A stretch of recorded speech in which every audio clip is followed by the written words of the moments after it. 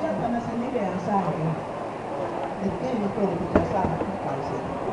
Nyt eletään niin paljon vanhaksi.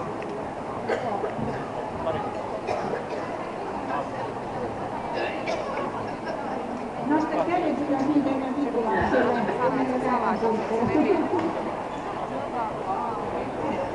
Sä oot laulaja. Varoita nyt aikaa. Sä oot tullut Turusta vai? Joo, mä tulin Turusta. Koska sairaat on viimeksi Turussa? Ei tästä niin kovin kauaa ollut. No niin. Joo, kyllä nyt kerran ympäri Suomea keikkaa pukkaa. Me käydään yhdessä vanhainkodissa. Tai erikseen sä käyty. Mutta sama on harrastus, joo. Sitä varten sulla on tää keinutuoli. Mulla ei ole mitään spagaattia siellä vanhainkodissa. Mutta mä sitä älkää tehkö tätä kotona, älkää tehkö. Me Pirkon kanssa me osataan, eikö meillä ollut molemmissa toi spagaatti hallinnassa silloin? Varmaan me voit. Aha, ei enää. Siis kaikki kolme puhuu yhtään, ottakaa selvä. Mutta se, sä oot hiljaa nyt, mä Pirkon kanssa hoidetaan tää kaikki. Tää homma tulee oikein. Joo, sitä tää tehdään. Sä oot ollut täällä jo 3 päivää, niin johan sulla niin alkaa vähän väsyä näiksi niin vaan. Nimenomaan, niin sun täytyy vähän huilia ja tälläin. Mä oon ihan varma, että Pirkko on samaa mieltä mun kanssa siitä, että me voidaan suositella, että menkää ihmeessä vanhaan kotiin ja löytämään sieltä siis aivan ihana ihminen ja itsellinen sielun kumppani, joka voi kertoa teille semmoisia asioita, jotka menee nyt heidän mukanaan. Siellä on veteraaneja, jotka on 90-vuotiaita sen yli, jotka siis ihania ihmisiä, yhtä ihania kuin lapset. että menkää. Ja sitten mä voin luvata teille sen, että kun ottaa vastuuta, niin siitä se onni tulee. Ihan varmasti. Tulee hyvä olo. Mun täytyy aina kertoa sinulle, että kun mä oon tuolla Turussa, niin mä näyttelen semmoisessa musikaalissa kuin Little Night Music, tunnetaan, joka on Sondheimin, säveltävä hieno musiikki. Ja minä olen siinä sellainen 70-vuotias vanha Madame Armtel.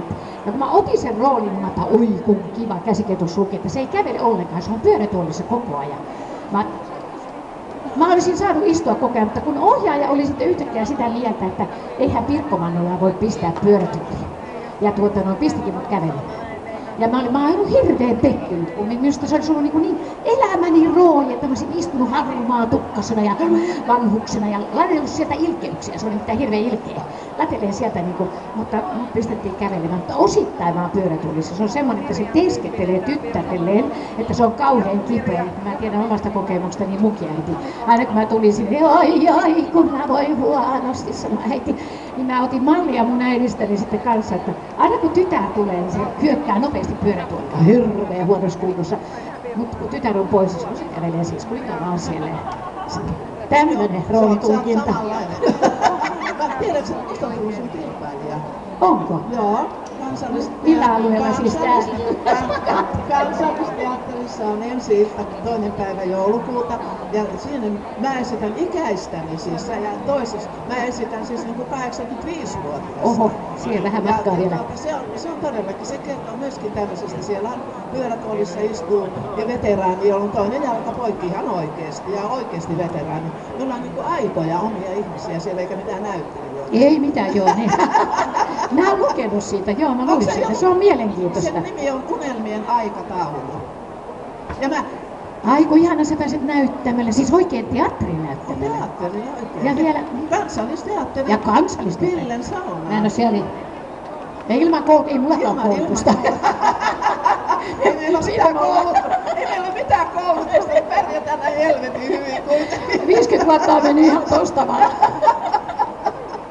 Hei, tämähän voisi olla ihan tämmönen, miksi tämän sanotaan herran aikaa? Siis stand-up-koomikko ja me voitaisiin olla ihan täydestä, eikö menisi? Nimenomaan. Ja tästä vaan niin lähtee mitä vaan. Siinä on meillä uusi alue. Kiitoksia meille. Kiitoksia. Viihtykää messuilla ja juokaa teetä. Ja niin, nyt näitte mitä tee tekee ihmisille. Koska tee levittää harmoniaa elämään. Tämähän on juuri sitä hyvää mieltä ja harmoniaa. Niin, Harmony Sisters.